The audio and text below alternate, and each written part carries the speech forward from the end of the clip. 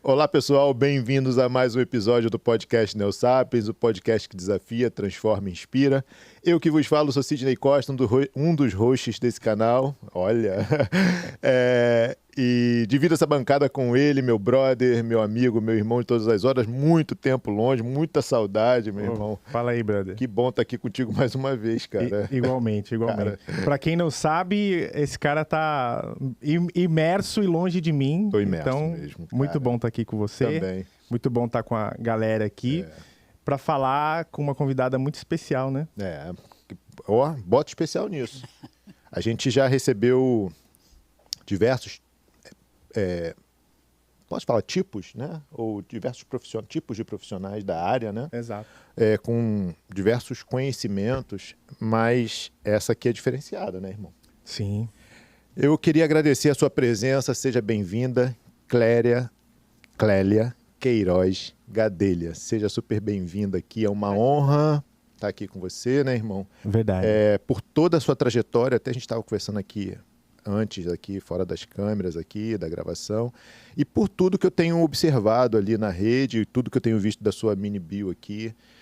Muito obrigado, gratidão por estar aqui com a gente. Seja muito bem-vinda. Eu agradeço, super grata por estar aqui nessa oportunidade também. Ah, que bom, né, irmão? A gente não vai falar nenhum assunto específico, a gente vai falar efetivamente de toda a trajetória que é enriquecedora da Clélia, mas antes disso eu vou dar uma lida aqui na mini bio dela, né? Pra galera conhecer um pouquinho. Né? Como eu sempre falo, aquela mini bio resumida que é pontos chaves, mas que a gente vai descobrindo ao longo do episódio. Clélia Queiroz Gadelha é única por sua alegria, otimismo e energia contagiante. Nascida em São Paulo e formada em administração de empresas, foi empresária e gestora do negócio de sua família durante 30 anos. Não, né? É empresário, né? Quem é empresário sempre é empresário. Né? Até encontrar o seu verdadeiro propósito, despertar consciências. Fez então dezenas de cursos complementares e pós-graduação em terapias holísticas. É facilitadora em homeostase quântica, informacional e ativista quântica por Amit Goswami. Clélia também idealizou o projeto Soham, portal de medicina integrada, terapias holísticas e alimentação consciente. Seu desejo ao compartilhar a sua própria jornada de transformação e autoconhecimento é inspirar outras pessoas em suas travessias. Clélia hoje é mentora de jornadas e alquimista integrativa. Justifica, né, essa... Pô, que lindo isso, né? Alquimista integrativo. É lindo isso. E tem uma... E é isso que me chamou a atenção aqui, que é a graduação, que é a facilitadora em homeostase quântica, informacional e ativista quântica por Amit Goswami. Amit a gente curte muito. Pô, vai ali, bebe, estuda física quântica. Agora, ter uma formada por ele ou pela instituição dele aqui, a gente nunca teve, né, irmão? Então, eu queria começar esse programa fazendo essa pergunta. O que vem a ser essa facilitadora? Na verdade, com o Amit, você leva o título de ativista quântica. O Amit faz uma imersão, ele vem para o Brasil, você pode fazer essa imersão tanto no Brasil quanto fora, onde você fica 4 ou 5 dias, não lembro, já faz muito tempo, e você aprende com o Amit como colocar a física quântica dentro do seu dia a dia. E replicar isso para as pessoas, porque, na verdade, eu, pelo menos, quando ouvi falar de física quântica, eu falei, não é para mim, nunca gostei de física, como é que eu vou estudar isso? Não é para mim. Mas não é nada disso, né? É o entender da física quântica informacional, que é um braço da física quântica. Você tem o entender de várias coisas que acontecem no nosso dia a dia, inclusive desta mesa, deste microfone, dessa nossa... de tudo. Ok. E o Amit, quando faz essa imersão, ou essa iniciação na física quântica, ele nos dá um título de ativista quântico, porque ele espera que nós possamos passar isso para frente e distribuir de todas as maneiras esse conhecimento. Homeostase quântica informacional é um grande aluno do Amit que desenvolveu uma ferramenta, uma metodologia que se chama Homeostase Quântica Informacional, com base no conhecimento todo do Amit. Eles eram muito amigos. Eram porque o Sérgio Roberto Secato Filho, que foi quem desenvolveu essa ferramenta, essa metodologia, já faleceu super cedo, mas deixou aí um legado muito importante. O que é você ter essa formação? A homeostase quântica informacional é uma técnica fundamentada em todas as não todas, mas em muitas das premissas da física quântica informacional. Existe um conceito onde todas as informações já existem no universo. Amit e o Sérgio nos ensinou a chamar isso de não localidade. Mas as pessoas podem usar esse espaço como consciência cósmica, como Deus, pode chamar como quiser. Ou tudo. Ou tudo, a fonte de todo conhecimento. Então, existe todas as informações, segundo a física quântica informacional, segundo Amit, segundo Sérgio, essas informações existem nessa não localidade. E sempre tem uma pessoa que acaba acessando. Aí é uma maneira que eu explico, que eu entendo que é mais didático. Tem muitas informações que estão num nível muito alto, que fica muito difícil de ser acessado. Quando uma pessoa que tem a sua intuição, a sua sutileza mais aguçada, a sua consciência mais expandida, ela acaba acessando, conscientemente ou não, essa informação. À medida que ela acessa essa informação ela vai ficando mais, digamos que mais baixa, mais fácil acesso para outras pessoas. Não vamos longe, eu gosto de usar esse exemplo, né? Por que o avião tem 2 inventores? Não sei se foi o Santos Dumont, se foi o outro, que trouxe a primeira informação para um nível mais acessível. E o outro acessou simultaneamente. Então, eu não vejo nada de errado, ou melhor, eu não vejo nada de impossível acessar 2 inventores do avião, porque acessaram simultaneamente a mesma informação. Porque essa informação não é criada por nós. Nós somos uma centelha divina, né? Mas essa informação existe em outro nível. Uns chamam de fonte, outros... E na física é de não localidade. O Sérgio desenvolveu uma metodologia, uma técnica, onde acessa essa não localidade para você cocriar a sua realidade da maneira mais rápida possível. A PNL, existem várias técnicas que você chama de inserção de informação. Onde é que está o pulo do gato nessa história toda? É que para eles, para o Sérgio, assim como para o Amit, mas essa técnica é do Sérgio, você tem que acessar a informação que eu chamo de causa raiz e eliminar.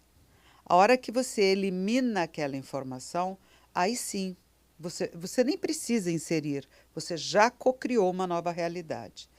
E agora, à medida que você insere num espaço vazio, é muito mais fácil de você trazer para a realidade o que você realmente quer para você. Dá para entender? Porque eu sei que é complexo. Calma aí, eu sei que a gente tem até aqui um combinado aqui, mas eu preciso. Me libera aqui, por favor. Já começou com uma bomba. Uma bomba de conhecimento. Eu prefiro falar de sabedoria, né? Porque quando vem com esse tipo de informação, não vem de algo pretérito que você estudou. Vem da experimentação, né? Não vem da experimentação, vem da sabedoria, vem de acessar também. Eu acho que teu microfone... Lucas, dá uma olhada no microfone. Som. Agora foi. O Lucas tá me te sabotando hoje. Está te sabotando. Está criando uma nova realidade. A sabotagem é um problema. Clélia, tem 2 questões aí. A primeira que eu acho, se eu conseguir alcançar, é do estado de consciência que você precisa estar para você acessar e cocriar. Então, quando você vem ali a PNL e tal, que elas precisa se encontrar num vazio, né? E aí o que o Joe Dispenza fala em estar no poder do agora, deixar o passado conhecido e o futuro esperado. Então, o primeiro momento para se acessar, ou primeira ação para se acessar, é se colocar no estado do agora, no estado de presença total, sendo sem ser quem eu sou, quem eu penso que sou, sem estar onde eu penso que estou e sem acreditar naquilo que eu penso que acredito. Então, é me colocar neste vazio. Só a partir deste momento da presença e colocando nesse vazio é que eu acesso o vazio, ou o todo, ou a não localidade, e a partir dali eu capto informações e cocrio? Não. Não? Não precisa de nada disso. Então vamos. É por isso que eu falei assim, cara. Eu preciso disso. Não precisa de nada disso. Na verdade, eu gosto de falar hoje em dia tem 2 termos que são extremamente falados, né? Caiu no popular. Uhum. Expansão da consciência e propósito de vida. Nossa, todo mundo gosta de falar disso. Expansão da consciência, no meu entender, ou na minha experiência, nada mais é do que você conhecer. A partir do momento que você toma consciência de alguma coisa, nas coisas mais básicas, as coisas mais complexas. Tomou consciência, entendeu, aquilo não vai mais sair da sua consciência. Então, à medida que você conhece ou entende, você já expandiu a sua consciência naquele tema. Então, você não precisa de nenhum ritual, você não precisa estar em estado alterado de consciência, você não precisa estar em estado meditativo, nem em alfa, nem nada. São comandos, o entender da física quântica informacional é assim. Nós tivemos uma física até outro... Você tem alguma dificuldade de entender o que é matéria? Nenhuma. Isso é uma física newtoniana, certo? Aí vem uma quebra de paradigma bastante forte e grande, onde tudo é energia. A matéria é formada de energia. Einstein teve essa sacada. E aí vem o nosso grande físico quântico, bom, são vários, né? Mas desde o primeiro físico quântico, dizendo que, então, olha, não é a energia. A matéria-prima primordial não é a energia, é a informação. Então, tudo tem um conteúdo informacional, uma quantidade X de informação, para se transformar em matéria, que também se soma a uma quantidade X de energia, para se transformar em energia, que se soma uma quantidade X de energia para se transformar em matéria. Então, você não precisa estar... Isso é um entendimento. Assim como você entendeu a teoria de Newton, você entendeu a teoria einsteiniana, você entende a teoria física informacional. E você não precisa estar em estado alterado de nada. Você não precisa de um incenso, você não precisa absolutamente de nenhum preparo para isso. A ferramenta, o que o Amit nos ensina é entender como a física quântica informacional ela atua no nosso universo, no nosso dia a dia, na nossa vida. Ele faz você entender o que é a física quântica.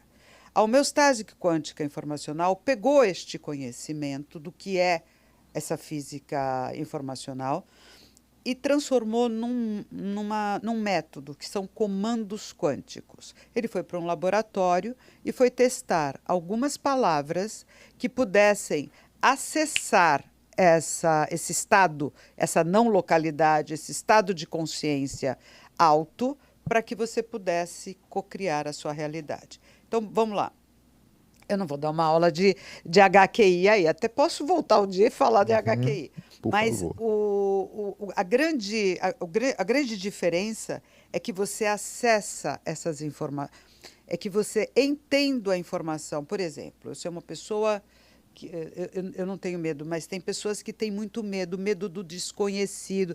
Onde começa isso? Então, se você consegue chegar, qual foi o primeiro momento que você teve este medo e eliminar este medo deste fato, aí vai ser como um efeito dominó. Você vai eliminando os medos posteriores a eles. Porque depois que você chega nessa, que eu chamo de causa raiz, do momento 0 ou 1, que começa aquele pensamento, aquele sintoma, aquela emoção, aquela dor. Eu estou falando de doenças também. Aham. Quando você...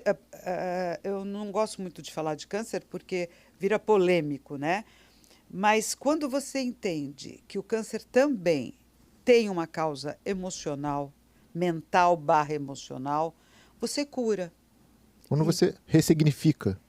Eu não gosto da Isso, palavra... eu estou vendo que você está pulando ressignificar. Não é que eu estou pulando, é que eu não uso. Uhum. Porque, para mim, não, o ressignificar, para mim, eu prefiro o eliminar e transformar. Eu não uso a palavra ressignificar, ela não me soa bem. Porque ressignificar é você dar... para mim, me soa como sinônimo, entendeu? Você continua com aquela situação e dá um outro nome para ela. Entendi. Então, mas isso é... Não, mas É perfeito. semiótica, Faz é uma sentido. coisa minha, tá? Mas não tem nada de errado com ressignificar. Eu não uso. Eu prefiro o eliminar e o transformar. Bom, mediante esses comandos, você consegue... Porque o nosso cérebro, isso a física também nos explica, que o nosso cérebro, ele tem a cada 15 segundos, ele tem um acesso. Aí ele volta, ele tem um acesso e ele volta. E cada vez, por isso esses comandos têm que ser muito curtos, porque você acessa esse estado da sua consciência, que não é alterado, é totalmente consciente, para você transformar aquela situação. Então, assim, se você tem uma situação de medo, que você acessa qual é A causa. a causa e você elimina. Então, suponhamos que eu tenha tido medo na hora de nascer. Eu vou para um lugar bem mais longe. E se eu elimino com o comando este medo que eu senti de respirar, eu já fui numa causa raiz. Muitas vezes, eu não quero me delongar demais nisso, mas muitas vezes esse registro vem, essa informação. O que somos nós quando nascemos? É um conjunto informacional. Por que alquimista ancestral? Porque nós somos uma mistura total de todas as informações que vêm da nossa ancestralidade. Não necessariamente só dos nossos antepassados sanguíneos, mas que sim da ancestralidade, que é de todo um conhecimento anterior. Somos todos um, né? Somos todos um. Exatamente. Maravilha. Gente. Bom, daria para ficar nesse assunto 3 horas. um tempão, porque é bem interessante. Mas, Cléria, para a gente... uma coisa que eu gosto muito de entender das pessoas que vêm aqui, porque também é uma coisa que muito importante para a gente, assim, o jeito que as coisas foram se dando, da onde veio essa curiosidade ou esse chamado ou essa seta apontando para você e estudar homeostase quântica informacional e tantas outras coisas assim. Tá. Foi um chamado da alma? Da onde veio isso? Todos são chamados da alma, né? É uma coisa muito incrível. Eu tinha 10 anos de idade quando eu decidi que eu ia fazer psicologia.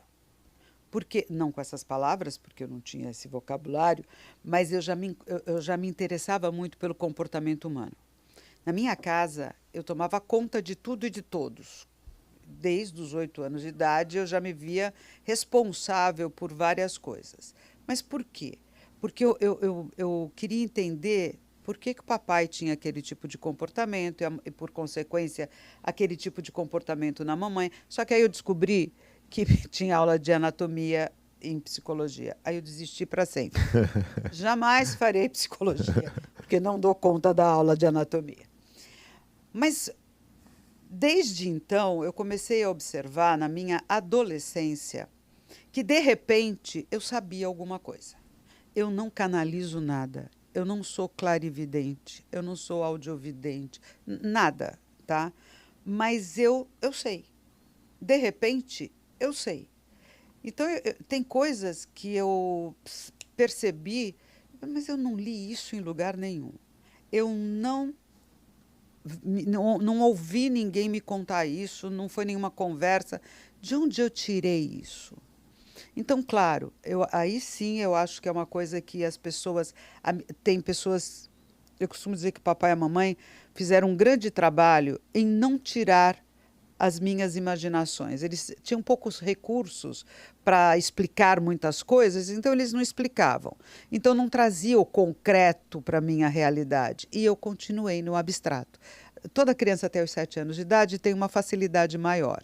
E eu continuei com essa facilidade porque ninguém me trouxe o concreto de uma maneira muito forte. E eu fui dando conta de frases que eu dizia, mas meu Deus, onde é que eu ouvi isso?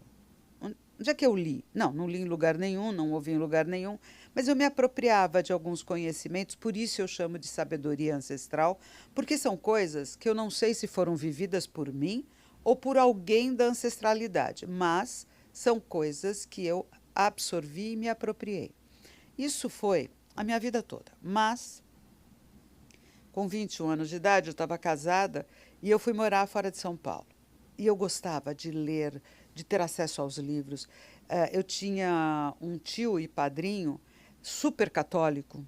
Nossa, católico até... Mas o livro de cabeceira dele chamava-se O Poder do Subconsciente, de Joseph Murphy, que foi o primeiro livro que eu li. Quando ele faleceu, eu tinha 18 anos de idade, me foi dado o livro, e eu comecei ali a entender que o subconsciente, o consciente, mas que naquela ocasião a gente chamava, o título do livro chamava assim, tinha uma história comigo muito maior do que aquelas páginas estavam me apresentando. E depois disso, eu fui para as livrarias, que eu nem lembro qual era o nome das livrarias na época, mas aí eu fui ler Alegria e Triunfos, foram os primeiros livros que eu li. Depois eu fui ler o Método Control Silva, o método de controle mental do Silva, que até agora está sendo falado novamente. Isso foi tão antigo, eu tinha 20 anos quando eu li isso. Aquele Silicon Valley, né? Exato. Ele trouxe para um curso e tal. Exatamente. Eu comecei a fazer. E aí, mas só que fora de São Paulo, eu estava numa capital do Nordeste, eu não tinha acesso a cursos que já eram raros em São Paulo, imagine lá. E também não tinha acesso a esses livros. Eu ia para as livrarias e não tinha nada que me chamasse essa atenção. Bem, assim que eu me separei, a primeira coisa que eu fiz foi voltar para São Paulo, porque era tudo que eu queria. Voltar, estudar e aprofundar. Isso não significava dizer parar de trabalhar, né? Lá em Fortaleza também, eu trabalhava fui lá para montar uma filial da nossa empresa aqui em São Paulo, lá em São Paulo. Bom, nunca deixei de ler. Eu vinha para São Paulo pelo menos 3, 4 vezes por ano. A primeira coisa que eu fazia era procurar livros, curso era difícil, coincidir na data que eu estava. Eu tinha filhos pequenos também, não era possível, mas ler, eu lia muito. E nesse ínterim todo de ler aí eu comecei a fazer cursos, eu tinha muita consciência de que, caramba, por que é que eu consigo isso se não é todo mundo que consegue? Eu fui fazer pós-graduação em práticas complementares, em terapias complementares, e uma professora desse curso me apresentou ao Sérgio. Olha, vai ter um curso, porque o TCC desse Sérgio, ele já tinha feito essa formação, o TCC dele foi essa técnica. E todos ficaram ali da faculdade, ficaram sabendo. E aí ela me falou, olha, ele vai dar um curso, tal data, tal dia, vai ser a tua cara. Vai lá, que eu acho que você vai se dar muito bem em conhecer essa ferramenta. Você tinha quantos anos? Não, isso já foi agora há 15 anos atrás, que foi quando ele lançou essa ferramenta. Legal. As outras eu fiz muito antes. As outras técnicas, né? A pós-graduação, eu comecei a minha pós-graduação em 2011. Mas até então eu já tinha feito vários cursos. Uma das coisas que eu fiz muito foi retiros. Eu fiz muitos retiros.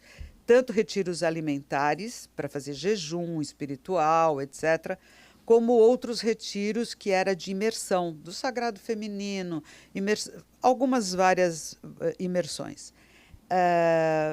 Mas voltando lá, eu fui assistir, eram 2 dias, sábado e domingo de aula. No que ele se apresentou, sou o Sérgio, vim aqui para ensinar homeostase quântica informacional, e ele começou a falar. Quando ele começou a falar sobre do que se tratava, ele tinha o dom de explicar aquilo de uma maneira... Não vi mais alguém fazendo isso. Eu comecei a chorar. E eu tive que levantar e ir para o toalete, porque eu falei, bom, se eu ficar chorando aqui, ele vai me perguntar o que está acontecendo. Ele não pode fazer ideia de que só estou numa comoção enorme de ouvir o que eu precisava. O que ele estava falando era exatamente o que eu precisava ouvir. Eu estava indo com uma amiga para esse curso e durante o trajeto, no carro, eu estava comentando sobre isso. Por que é que às vezes a gente consegue... Né? Porque vamos pensar positivo. E às vezes a gente consegue. E por que às vezes a gente não... Uma grande maioria das vezes, a gente não consegue. E era exatamente isso que ele começou a falar. E eu entrei num estado de comoção. Por quê?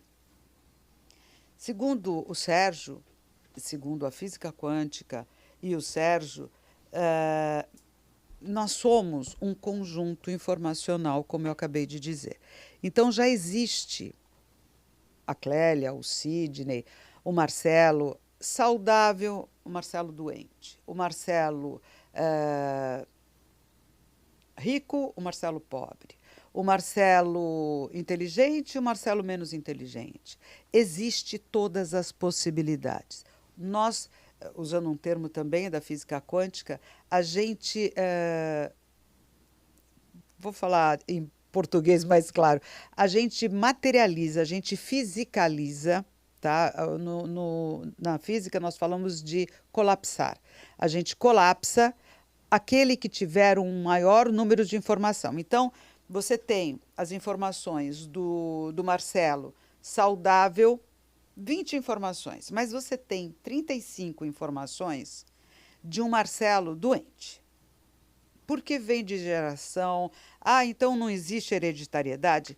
Não com essa palavra, para a física quântica, não com essa palavra. É um conjunto informacional que colapsa o Marcelo doente.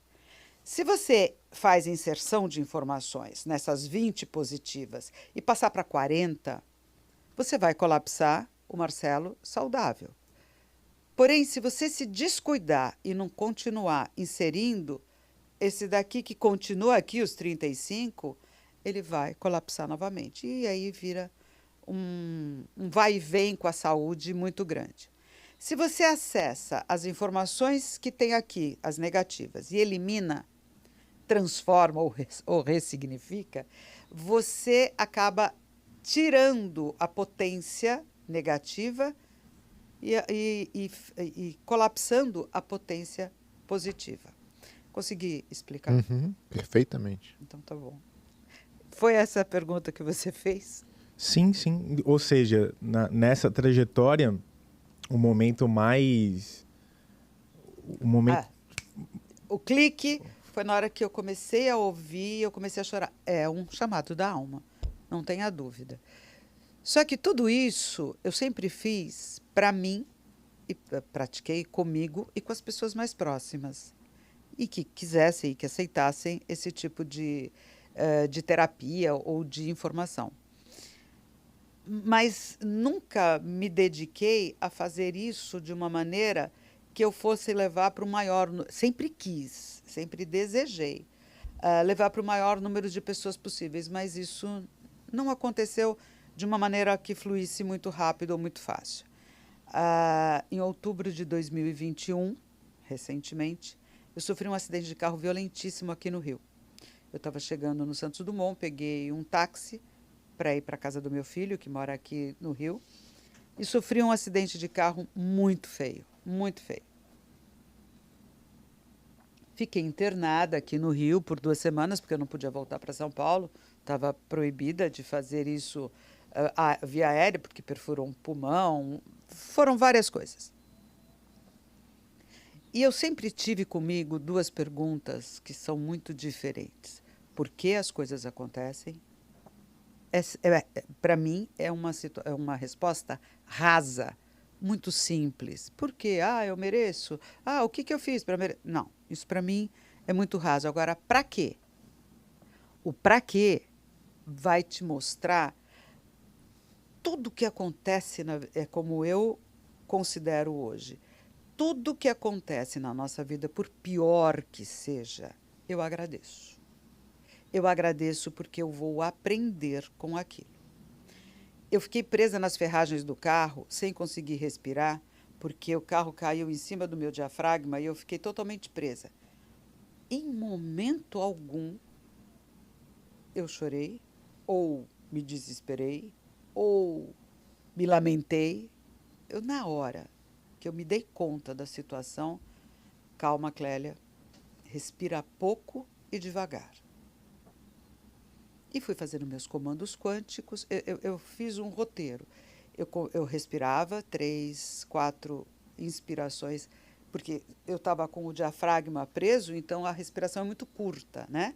Eu respirava muito devagar e muito pouco, fazia meus comandos, falava com os meus mentores, pedia ajuda para que eu soubesse lidar com aquela situação, mas eu fiz isso com uma serenidade, com uma resiliência que eu desconhecia. Eu não sabia que eu tinha tudo isso. Ok, fui socorrida, foi um auê, tinha 2 ambulâncias, foi uma confusão. Quando eu já estava no hospital, ainda na UTI, mas eu já estava no hospital mais tranquilo, já tinha saído daquele risco maior, eu sabia que eu estava bem. Mas os outros precisavam constatar isso com exames de imagens, etc. e tal. Eu pedi meu telefone e liguei para minha rede de contatos. Eu falei, eu preciso da ajuda de vocês. É com o reiki, é com a HQI. Eu não tinha cabeça para ficar fazendo isso o tempo todo. Eu preciso da ajuda. Então, assim, eu convoquei ali uns 5, 6 especialistas que são meus amigos. Eu falei, olha, me ajudem. Eu estou precisando de vibração, energia. Eu estou precisando de muita coisa. Só que eu ando na minha mala com florais, com óleos essenciais. Eu uso muito as terapias vibracionais. Cristais. Eu tenho muita coisa na minha mala. Primeira noite, um filho dormiu, o que veio de São Paulo às pressas, dormiu comigo. Aí o que mora aqui falou, mãe, o que veio já estava indo embora, mãe, não se preocupe, eu vou dormir com você. Eu falei, não, eu não quero ninguém aqui. Eu preciso ficar sozinha porque eu preciso me curar. Então, essa coisa do estar em silêncio, estar na presença, é que eu gosto muito do poder do aqui e agora do Eckhart Tolle. Quando Eckhart Tolle esteve aqui no Brasil, bem, não vou desvirtuar a conversa. Eu precisava ficar sozinha, eu precisava dos meus olhos, eu precisava dos meus florais, dos meus cristais, do solfégio. Solfégio é uma frequência sonora, não sei se vocês conhecem, mas é musicoterapia. Como é o nome? Solfégio. São frequências sonoras que você muda a sua vibração e a vibração do ambiente onde você está. E eu precisava fazer isso. Claro, eles iam me visitar, mas eu não queria ninguém dormindo comigo, nada disso. E foi muito legal porque os médicos plantonistas, as enfermeiras, os fisioterapeutas entravam... Eu não podia me mexer. Tudo eu tinha que chamar alguém. E às vezes eu até estava achando chato, mas que tanto que eu toco essa campainha, mas eu precisava. Aí uma das enfermeiras dizia assim, uma das enfermeiras dizia assim, a senhora não sabe, mas quando toca a sua campainha, a gente meio que briga lá fora para ver quem vai entrar. Porque é o único lugar do hospital que tem saúde, não é doença. Então, todos se beneficiavam da energia que eu fui criando, da vibração que eu fui transmutando dentro do quarto que eu estava, que eu não sabia, não lembrava que era 17, mas eu recebo mensagens até hoje das enfermeiras dizendo que entram no quarto 17 e lembram de mim. É Nossa. impossível. Deixou um campo lá. Deixei um campo lá, né? Então eu digo o seguinte, para você, eu não sei se eu vou atropelar um pouco, mas para mim o importante, o que eu quero, né, nessa trajetória que eu quero conduzir as pessoas, ajudar as pessoas. Existem coisas prioritárias para se cuidar. Então, primeiro você cuida do seu corpo físico. Eu acho que a medicina ela está extremamente evoluída. Quando necessário, toda a farmacologia está extremamente evoluída. Eu acho que remédio remedia, mas ele tem que ser remediado para você ganhar tempo e conseguir se curar. Então, é tudo imprescindível. Eu faço exames religiosamente de 4 em 4 meses, exames laboratoriais, exames de imagem, qualquer coisa que eu tenho eu faço, porque se eu não sei o que eu tenho, eu não consigo cuidar. Bom, corpo físico precisa de exercícios? Precisa, mas precisa muito de uma alimentação consciente. Eu chamo de alimentação consciente porque não necessariamente você vai seguir todos. Eu tenho que ser vegana. Não, eu tenho que ser vegetariana. Não, Não, não tem nada. A gente acaba sendo naturalmente, porque à medida que você tem consciência, de novo vem a consciência, tem o conhecimento e a consciência do que esta carne que está ali no supermercado. Eu não sou vegana, eu me alimento conscientemente. Então, estou a fim de comer uma carne, eu vou comer a carne, mas eu vou fazer outras coisas para eliminar ou para desintoxicar o meu organismo. Mas isso é muito raro eu fazer. Mas eu acho que nada pode ser radical. Nada. Cuidar da sua alimentação com consciência é imprescindível. Então, aí você está olhando para o seu corpo físico. Concomitante, ou na sequência, o seu corpo vital. O seu corpo vital é o corpo mais próximo do seu corpo físico e é um corpo que está por volta de uns 5 centímetros à volta de você. Esse corpo vital é o mais fácil de a gente cuidar, embora ninguém faça, ou quase ninguém faz.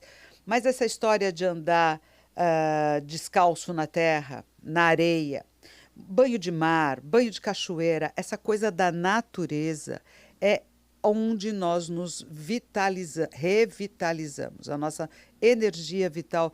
Nós temos uma necessidade para a sobrevivência da energia vital. É ela que move o nosso corpo, que cura, que ajuda em tudo isso.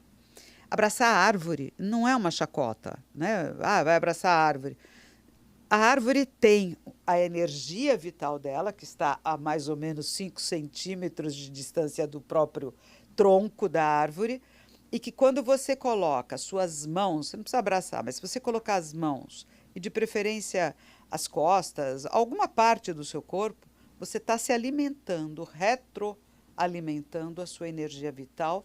E você não está sugando da árvore, porque a árvore não tem os pensamentos negativos que nós temos. Então, ela tem tudo para ela e para também compartilhar com a gente. Depois tem o corpo emocional e o corpo mental. Esses dois são um pouco mais trabalhosos. No corpo emocional, eu gosto muito de usar as terapias vibracionais. Porque se você muda a sua vibração, toda emoção, sentimento tem uma vibração. O medo, por exemplo, tem uma vibração muito baixa. O amor e a gratidão têm uma vibração muito alta. Se você se conecta com Deus, com a gratidão, com o amor, você se conecta com uma vibração alta. Então, na minha casa, por exemplo, eu deixo solfégios, essas frequências tocando, vibracionais tocando na minha casa, independente de eu estar lá ou não, porque ela está mudando a vibração, o campo vibracional de onde eu vivo. Eu durmo com isso, tenho as frequências adequadas para isso. Eu estou sempre dentro do carro, eu estou sempre usando isso. Por quê?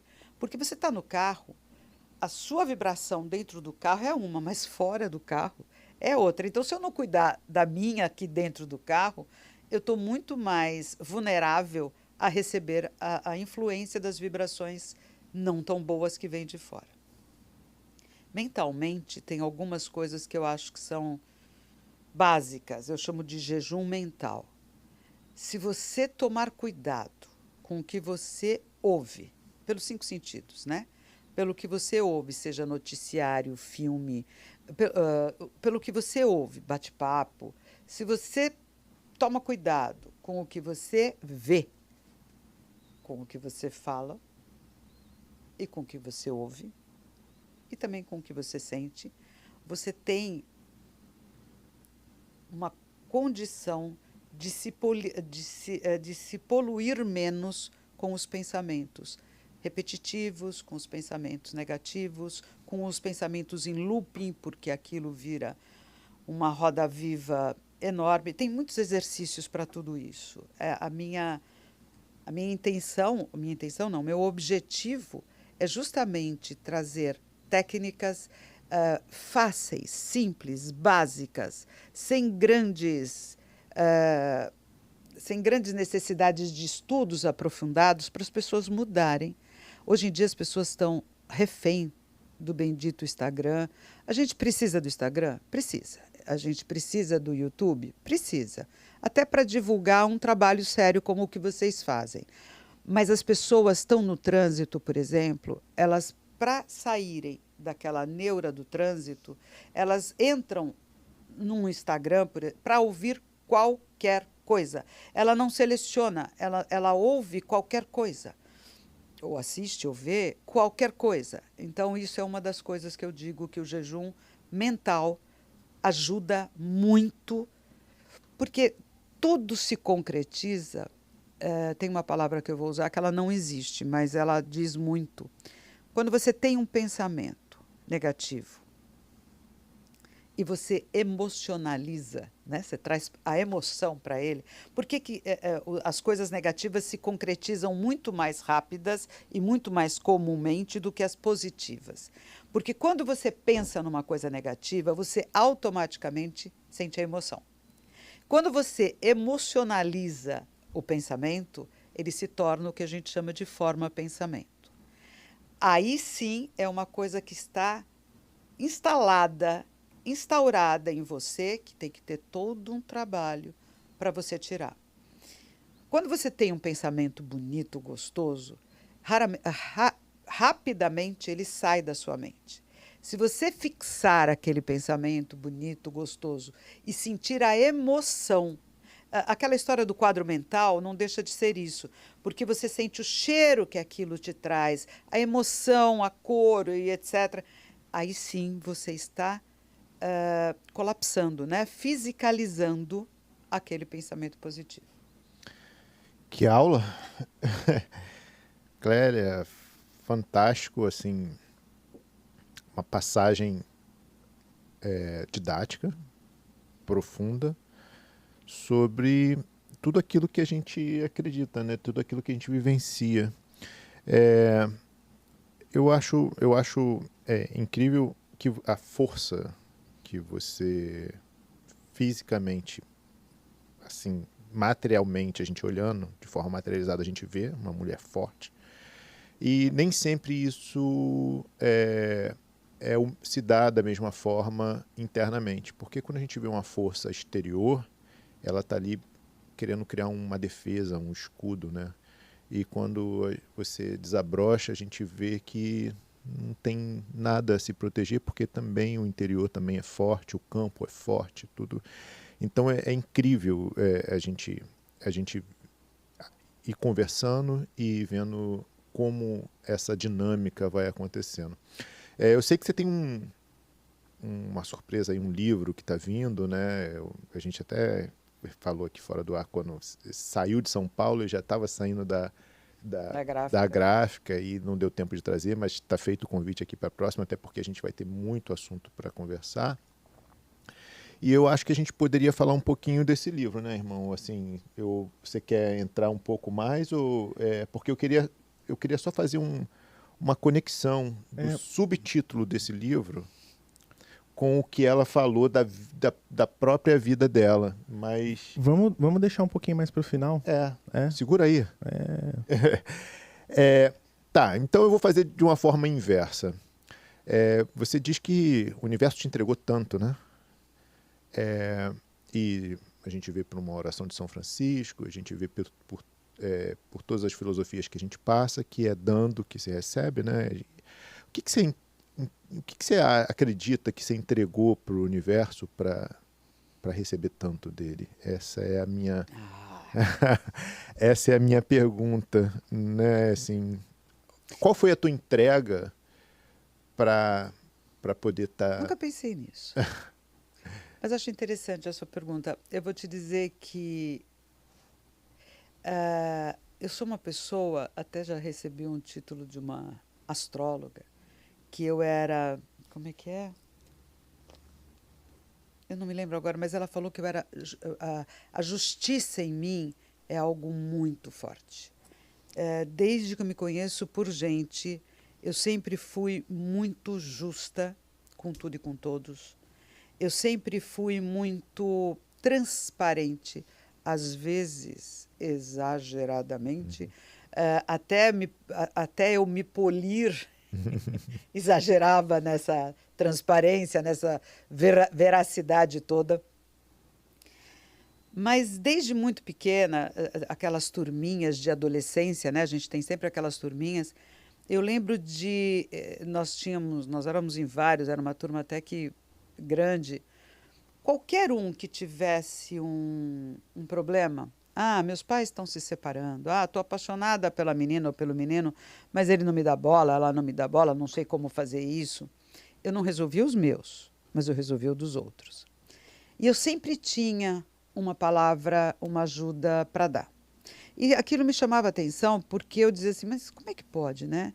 Esse aqui estuda tanto para tirar a mesma nota que o outro não estudou quase nada. E isso tudo ia me instigando a me doar mais. Eu me doei muito para as pessoas, para minha família, para os meus pais, para os meus irmãos. Eu sempre me doei muito. E recebia muito pouco, não porque não tivesse o que receber.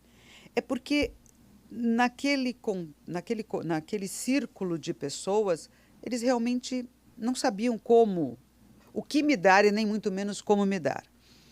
Então, isso foi um aprendizado para mim. Eu dou, e como é que eu vou fazer para aprender a receber? Mais um aprendizado. Mas eu acho que foi com esse intuito de sempre estar disponível para ajudar as pessoas, mas desde muito pequena. Sempre o senso de justiça aguçadíssimo. O que é justo, e eu sempre fui assim. Eu não sei, eu acho que daí eu tomo um pouco de cuidado de falar sobre reencarnação, porque nem todo mundo é reencarnacionista. Eu sou, mas não precisa ser para entender. Eu acho que por isso eu chamo de ancestralidade. Essa ancestralidade, ela abriu portas para uma existência aqui minha, né? uma encarnação minha, onde eu tivesse acesso a informações instintivamente, automaticamente, para facilitar esse caminho que eu tinha para percorrer. Essa é uma possibilidade. Eu nunca pensei nisso que você perguntou, mas eu acredito que isso seja uma possibilidade. Pelo menos foi a primeira coisa que me ocorreu. Eu acho que isso seja uma possibilidade. Engraçado que eu pensei exatamente a mesma coisa, assim. Que é uma coisa de ancestralidade, assim, e uma posso... Claro. Perguntar? Uma curiosidade, Clélia. Qual foi o impacto, né, que a busca por esses conhecimentos ou o acesso a essas informações, essa sabedoria, qual foi o impacto que ele teve na sua vida com o seu marido ou com seus filhos? Como que isso se refletiu neles, né? Não reverberou em ninguém. O primeiro marido acabou de falecer. Nunca entendeu quais eram as minhas buscas. Por isso, era bem difícil. Além do que, em Fortaleza, a maior parte da minha vida de casada com ele foi em Fortaleza. E lá não tinha nada. Então, era uma vida intensa, social, material, e aquilo não conversava comigo. Não que eu não gostasse, eu gosto do conforto, eu gosto das coisas boas, mas aquilo não conversava comigo. Não bastava, né? Não, aquilo não conversava, não é que não bastava, aquilo não reverberava em mim, mais do que não bastava. Quando eu me separei dele, eu, por exemplo, eu comecei a fazer terapia com 16 anos de idade. Isso eu estou falando de 50 anos atrás, quando as pessoas faziam terapia, ou porque era louca, né? E quem fazia não contava para absolutamente ninguém. Eu, no colegial, tinha aula de psicologia.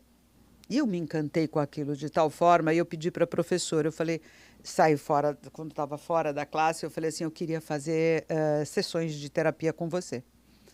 Ela não entendeu nada, eu falei, eu quero, você pode. Só que tem um detalhe, eu vou ter que falar para o papai e para a mamãe que é aula particular, porque se eu disser que é terapia, eles não vão nem mandar o motorista me levar e nem muito menos pagar.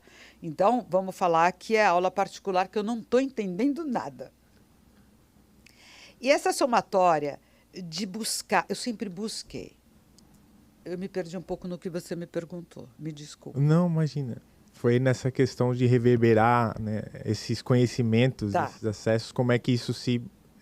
Então, com casamento, o meu segundo marido ainda reverberava. Aliás, conversávamos muito sobre isso. Meus filhos, nossa senhora, não. Conhece um ditado, casa de ferreiro, espeto de pau? Mas, em compensação, meus netos, hoje foi um show, o de 8 anos indo para a escola. Vovó, você pôs o meu floral na minha mochila? Então, os meus netos confeccionam japamala, eles não sabiam falar, mas já sabiam fazer namastê. Não que eu seja budista. Aliás, eu já viajei muito e também para conhecer as religiões que eu não conhecia. Mas não, hoje eu nasci e fui criada no catolicismo. Gosto de várias religiões, mas eu sou espiritualista. Então, assim, para os meus filhos, um é católico e o outro é o oposto. Então, assim, não reverbera. Mas acho que o mais chocante é quando você muda os seus hábitos alimentares. Quando você não vê mais graça naquele churrasco só para falar bobagem, beber, seja lá o que for, e comer carne, né? Então, fica alterado porque bebeu mais e todo mundo fica alegre. Quando isso perde a graça, e aí sim você sente uma resistência das pessoas, né? Como assim você não vai beber? O que está acontecendo? Como você não vai beber? Você não vai comer? Não, como assim? Isso sim é mais chocante. Então, teve fases de eu perceber que eu estava me afastando das pessoas e outras se afastando de mim, porque estava muito difícil, não tem mais essa conversa do dar e receber, da troca. Não tinha. O que tinham para me dar não me satisfazia e o que eu tinha para dar era um horror para os outros. Então, você acaba se afastando. Acho que essa é a parte mais difícil de relacionamento. É no social mesmo. Mas, em contrapartida, você acaba conhecendo outras pessoas que são desse nicho ou dessa experiência de vida, né? Eu adoro viajar. Acho que todo mundo gosta, né? Mas eu gosto muito de viajar sozinha. Foi uma briga comigo mesma eu aprender a viajar sozinha, porque eu não ia em lugar nenhum sozinha. Até que uma das muitas terapeutas que eu tive fez um trabalho incrível e eu comecei a viajar sozinha. Viajar sozinha, para mim, é estar comigo, é me conhecer. Você falou de São Francisco. Quando eu fui para Assis, normalmente as pessoas vão estar em Roma, passa o dia em Assis e conhece Assis. Eu falei, não, eu quero conhecer a Perúdia, a região de Assis. Eu sou uma pessoa muito ligada na intuição e nos sinais. Eu acho que são palavras que sempre estão junto de mim, porque à medida que você evolui na maneira de se observar. A observação é tudo. Se você se observa e de repente vem lá uma ideia que você sabe que não é da sua mente, que eu chamo que é a voz da mente, a voz para os netos eu ensinei assim. Tem a voz da mente, a voz do coração. Aí um deles um dia virou: vovó, você falou isso agora com a voz da mente ou com a voz do coração? Dei tanta risada que eu não me lembro o que era. Mas quando você percebe que é uma intuição, que vem da voz do coração, que não é da mente, e você segue, ou porque é um sinal, um sinal, que seja ele qual for, cada vez que você segue isso, você dá autoridade para essa intuição, você dá crédito para esse sinal, isso potencializa infinitamente. Então, quanto mais você segue a sua intuição, mais intuição você terá.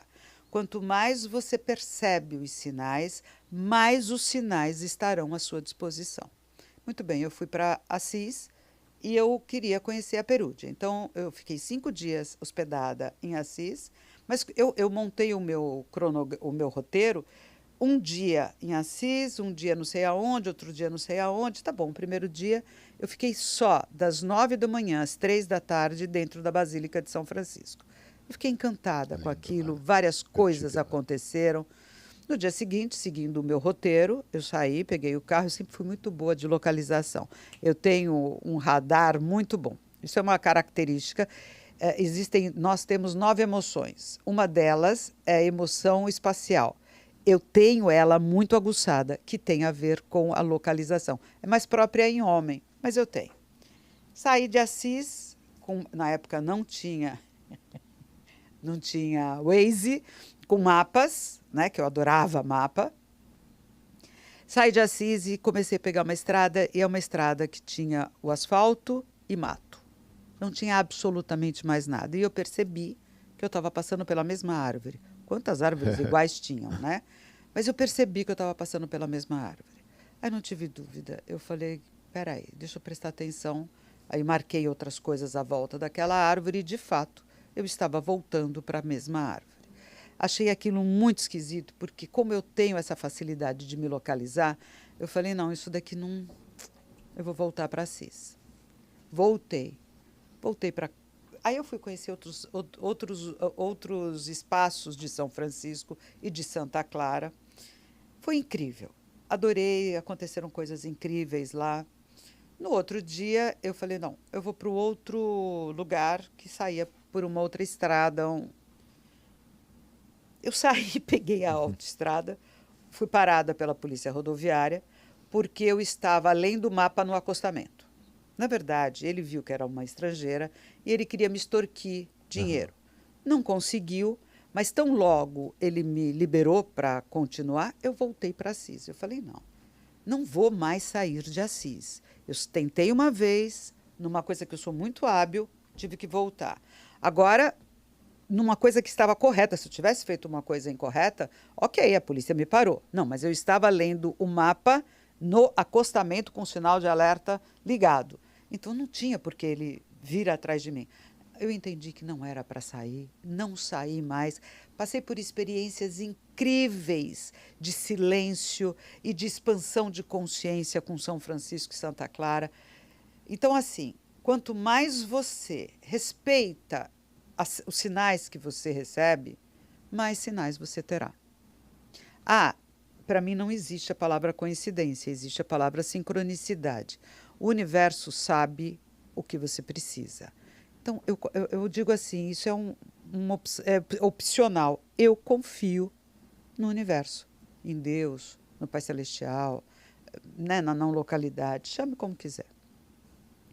E, então, eu tenho essa coisa da intuição e dos sinais extremamente fortes e aguçados.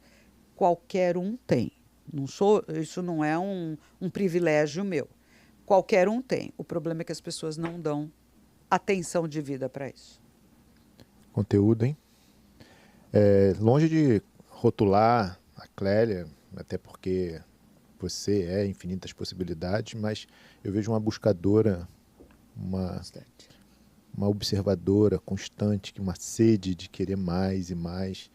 E como Marcelo tinha falado, e você também, pode ser de uma história aí já de outras e outras gerações. É possível. Porque parece 10 vidas em uma, né? Às vezes eu passo por determinados lugares que eu morei, eu falo assim, nossa, não foi nessa vida, foi em outra. Porque muita coisa acontece. E é só você estar aberto para isso.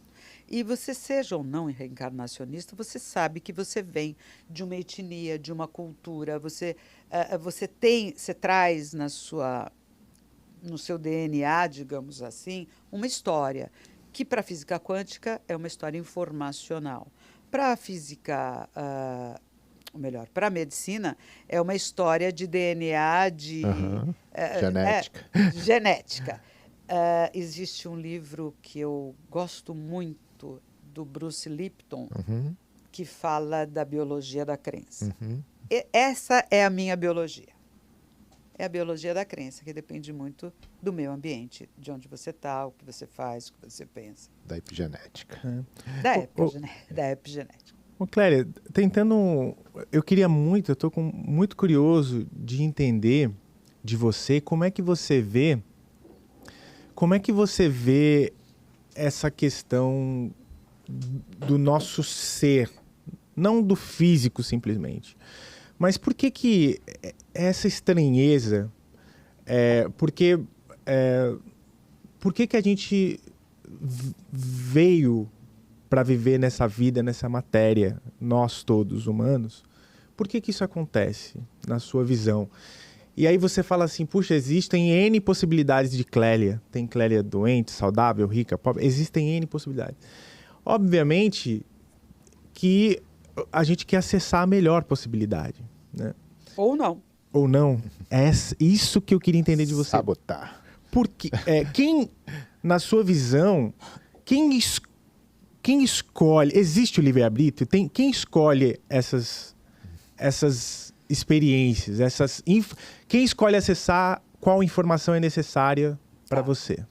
No meu entender, no meu ver, eu até tomo muito cuidado para dizer isso, mas não existe livre-arbítrio. Existe livre-arbítrio para as pequenas coisas, tá? Mas não para as grandes. Meio que assim, parece que eu vou rotular, mas não é um rótulo. É meio que você vem com um roteiro escolhido. Eu acho que é um acordo, é como eu imagino, né? É um acordo. Olha, então tá, eu vou nessa experiência de encarnada, eu vou passar por isso, por aquilo. Eu acho que entre eu e o Pai poderoso lá, a gente chega num acordo. Ele dá a sugestão dele, eu não sei se eu aceito tudo ou não. Olha, não, peraí, aí também já é demais. Eu vou fazer essa parte. Mas eu acredito que a gente venha com um roteiro. Tem essa história do Dharma e do Karma, que o hinduísmo, o budismo, o hinduísmo, ele prega. Eu acredito que sim. Karma é tudo aquilo que você vem para resgatar. Existe um ditado popular que diz assim, aqui se faz, aqui se paga. Eu acho que é a pura verdade. Na minha visão reencarnacionista, pode não ser nessa encarnação, pode ser em outra. Mas aqui se faz, aqui se paga. São coisas que você vem resgatar, que é o tal do karma. Quando você consegue transpor aquele karma, você entra no Dharma, que é a parte positiva, que não significa dizer que a sua vida vira uma maravilha. Não. São vários karmas, e à medida que você transpõe você tem um Dharma, um acalento dentro daquela realidade. Eu costumo dizer que nós, os seres humanos, nos equilibramos em 5 pilares. Eu chamo de 5 pilares de sustentação do ser. Então, eu costumo dizer, eu digo sempre, saúde é um pilar, família é outro pilar. Trabalho / dinheiro eu coloco no mesmo pilar. Relacionamentos, não só afetivos, mas relacionamentos, principalmente o afetivo, mas não só. É outro pilar. E o self, né? O que você faz para você mesmo ou o que você faz com você mesmo. Que caminho é esse que você escolhe? Está dentro deste pilar. Quando você tem estrutura em todos esses pilares, esse ser se sustenta, ok? Com muita sustentação. Aí você tem desafios, nós temos a vida toda em todos esses aspectos das nossas vidas. Aí você surge lá um desafio na saúde. Então aqui um pilar se rompe, mas você tem 4 pilares de sustentação. Quando você, por exemplo, é um workaholic, com certeza você não tem todos os pilares fortalecidos. Uma mulher workaholic, ela vai provavelmente declinar da maternidade, ou se tiver filhos, ela se sente culpada porque não está o tempo todo ali. Um exemplo qualquer. Se você dá sustentabilidade para 3 pilares, suponhamos o relacionamento, o trabalho e os filhos, tá? A saúde você declina, o self você nem está pensando nisso. Aí vem um desafio. Termina o relacionamento. Se equilibrar em 2 é muito mais difícil do que se equilibrar em 3 ou 4. Agora, tem pessoas que só se fortalece em um pilar. Só trabalha, ou só sai, só quer saber, um playboy, por exemplo, né, que só quer saber da farra ou do entretenimento. Essas pessoas sucumbem muito mais fácil a qualquer desafio. Quando você diz essa fortaleza que você tem, a gente percebe internamente, porque o que eu busco? Eu busco equilibrar os meus 5 pilares, para justamente dar desafios o tempo todo, em todos os aspectos. A hora que vem um desafio, eu consigo lidar com ele e me reestruturar muito mais rápido do que outras pessoas que não têm essa estrutura nos 5 pilares. Perfeito. Uma coisa me chamou a atenção, a questão de a gente já vir com algo combinado. Aí o Manuel nasceu, né? Combinou lá que vai passar por algumas diversidades na vida e vai levar uma vida daquelas que a gente rotula como medíocre, que não dá nem para colocar numa régua. Mas vamos pensar que ele se auto-entende como medíocre na vida. E aí ele tem acesso a essas teorias do física quântica, do Sérgio e tal. E ele, homeostase quântico informacional. Isso. E aí ele fala assim, eu posso dar comando aqui que eu vou melhorar, eu vou prosperar. Mas se ele já vem com essa chaga nele, se ele já vem com essa possibilidade de viver uma vida medíocre, ele consegue acessar ou ele vai se manter? Isso, a vida medíocre está no nível de consciência dele. Sim. Certo?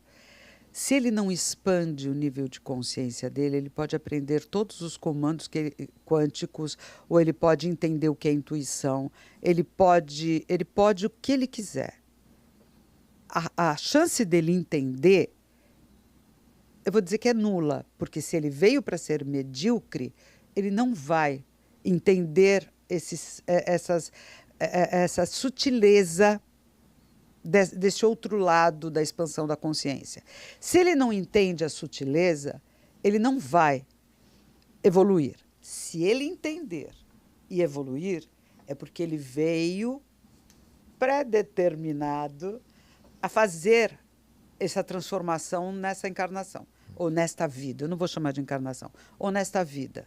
Então, eu entendo que, eu às vezes vejo, olha, eu costumo contar para as pessoas, eu entendo tão bem isso, mas é desde sempre. Os meus filhos eram pequenos, os que hoje já são pais, etc. Eles eram pequenos, adolescentes, e, como qualquer outro adolescente, saía, e eu estou falando isso de 30 anos atrás, bebia, dirigia, fazia tudo errado. Para os padrões de hoje, tudo errado. Mas saíam, iam para a balada, e etc.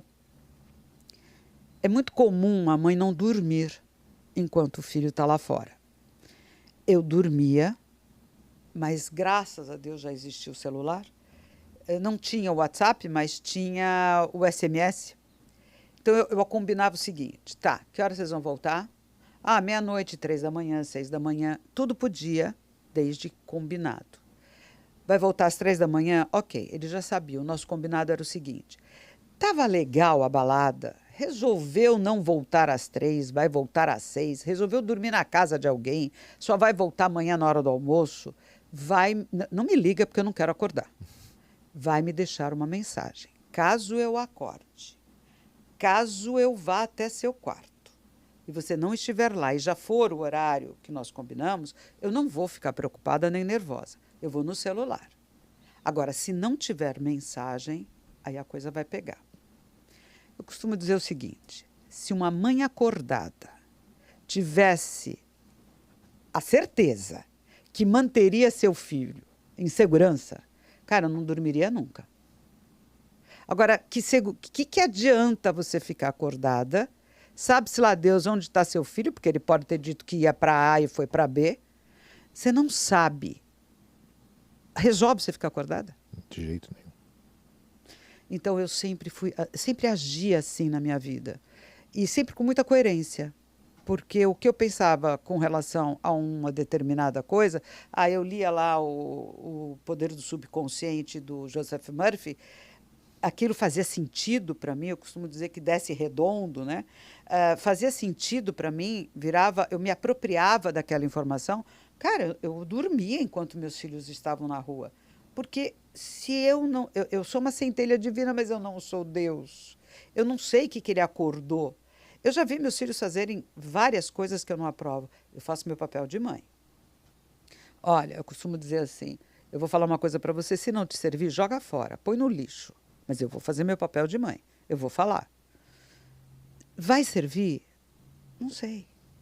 Faz parte da evolução dele entender aquilo que eu estou falando? Aproveitar aquilo que eu estou falando? Não sei.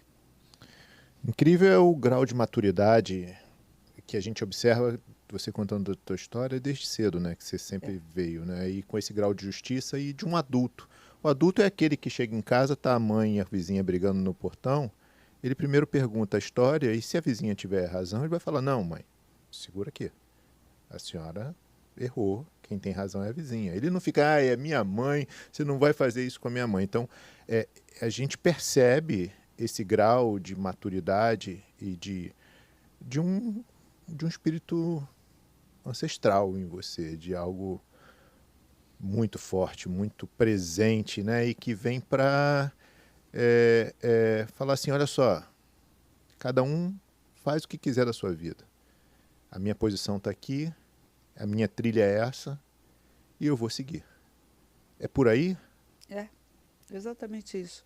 E, por exemplo, agora, um dos meus filhos vive me falando, mãe, por que você não faz isso? Mãe, por que você não faz aquilo? De outras...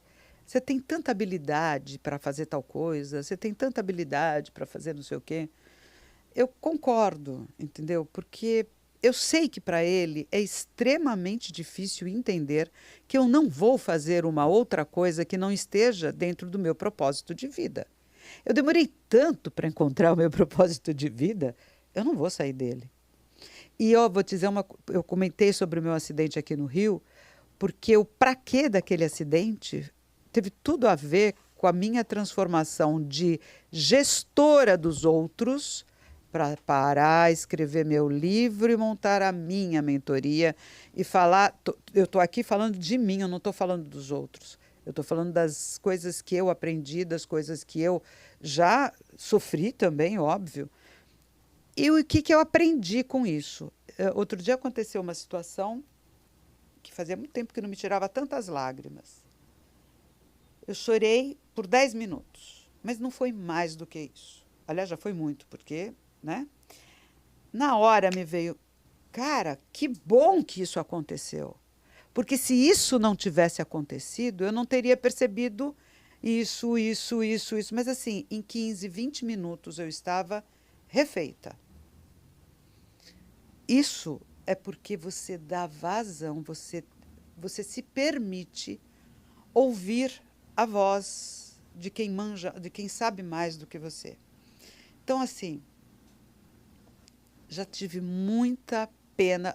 A gente diz que não se deve ter pena de ninguém. Hoje eu concordo plenamente. Mas antigamente eu tinha pena de determinadas pessoas em situação de muita carência ou de muita droga, qualquer situação dessas. Hoje eu tenho compaixão, mas eu não tenho pena, porque eu não sei qual foi o acordo que ele fez.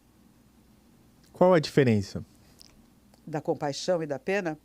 A pena é uma coisa que você sente, eu acho até pejorativa, porque, nossa, coitado, olha no que deu.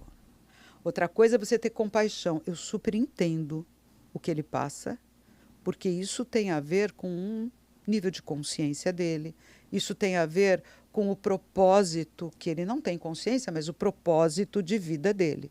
Ele veio para passar por isto. Mas no nível emocional, qual a diferença? Nenhuma. Nenhuma.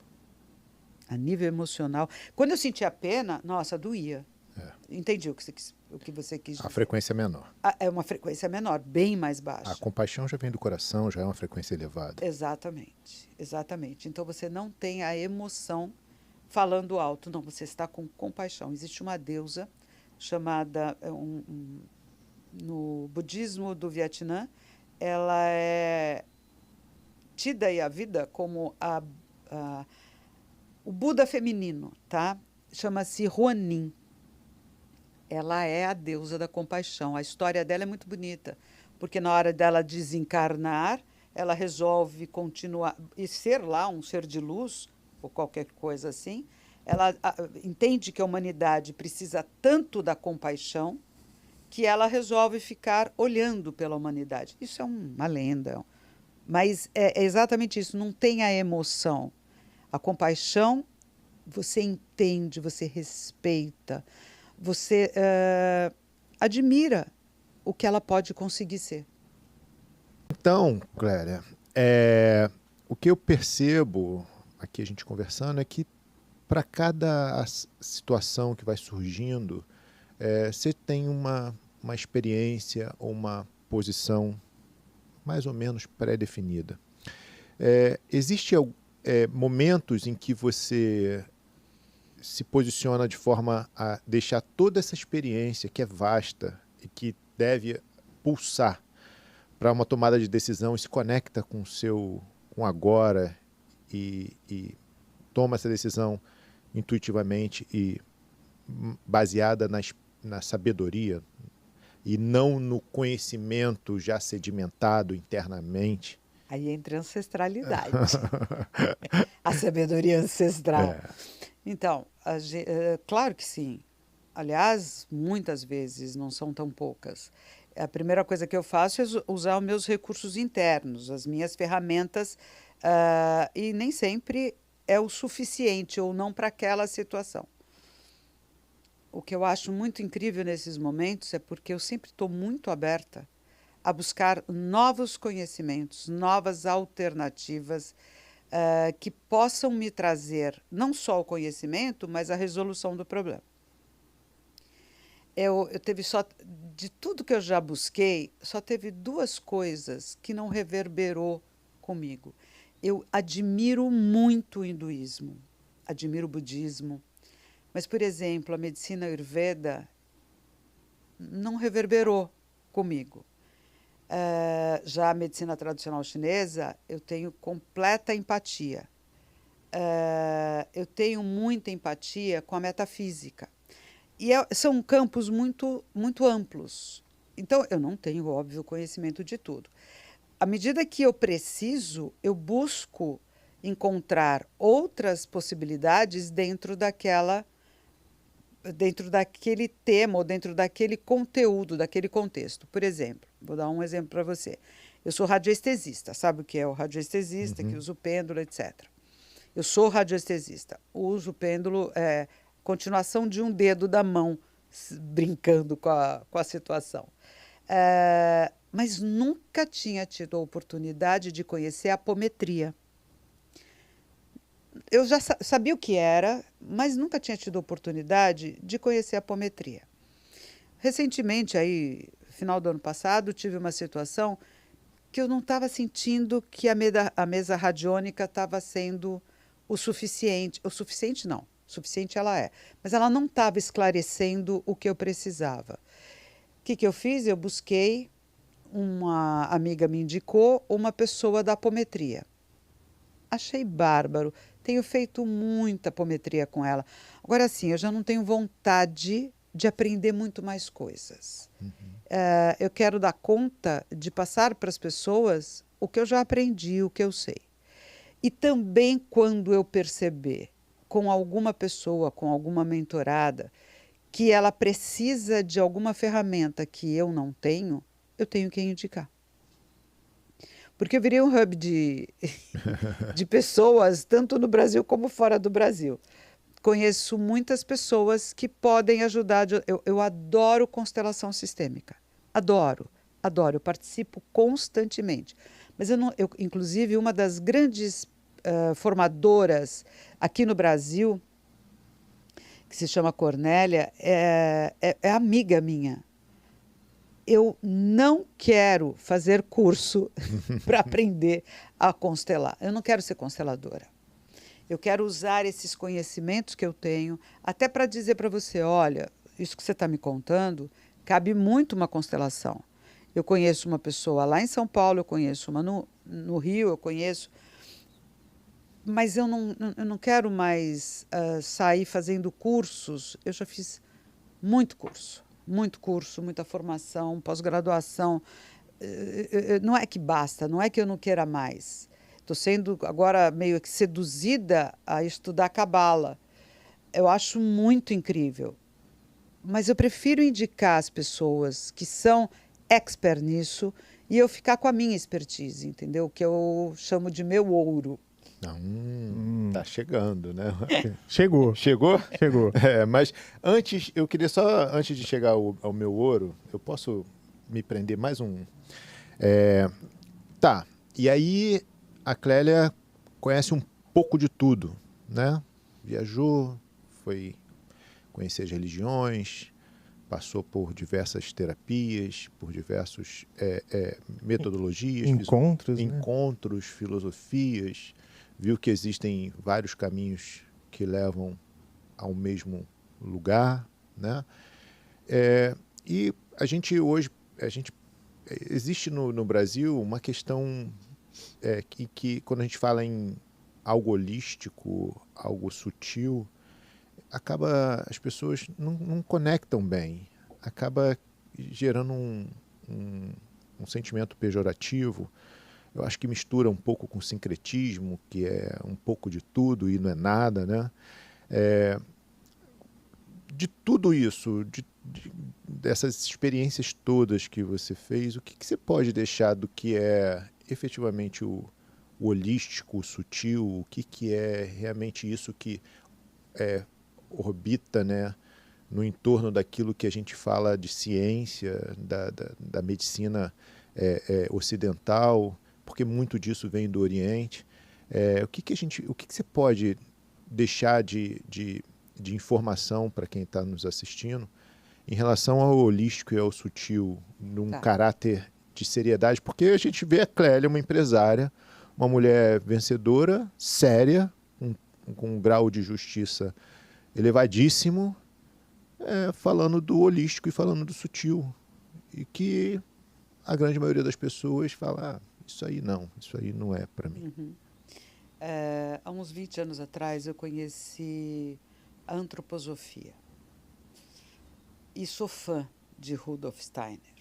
E eu frequentava muito um espaço que tinha em São Paulo, que chamava-se Artemisia, e que fechou. Na verdade, a antroposofia é maravilhosa, mas não tinha gestão. Então, fechou. E foi ali que eu tive a brilhante ideia de montar o Sohan. E uma das primeiras coisas que eu me dediquei foi a uma quebra de paradigma. Então, tem a expressão terapias alternativas. Essa expressão, quando minha mãe adoeceu, depois que o médico, a medicina tradicional disse, não temos mais nada para oferecer para ela, a não ser um conforto, Então você alterna, aí você vai atrás de mãe de santo, vai atrás de cirurgia espiritual, aí você vai atrás de tomar um floral que nessa altura do campeonato tinha que ter começado muito antes, aí você alterna, você vai para uma outra coisa. Medicina já não está mais caminhando junto com você. Então, antigamente usava-se muito esse termo do alternativo, porque a medicina estava longe de aceitar o que você iria integrar no seu tratamento. Depois, com o passar do tempo, eu acho que teve 2 pontos aí cruciais.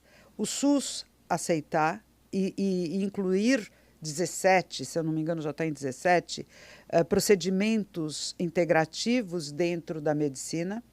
E o Albert Einstein, que é uma referência muito grande aqui no Brasil, o Hospital Albert Einstein, fazer a faculdade de medicina integrativa. Então, aí vem os termos que são os corretos. Ela complementa, ela integra a medicina tradicional. Ela não é excludente, ela é inclusa. O que é o holístico, né? O holístico, se você for na raiz da palavra, o holo vem do grego, o ístico vem do latim, é uma visão do todo. Então, tudo que eu falei até agora foi o quê? Corpo físico, corpo vital, corpo emocional, corpo mental. Eu não entrei no espiritual, mas é óbvio que esse é o grande objetivo, né?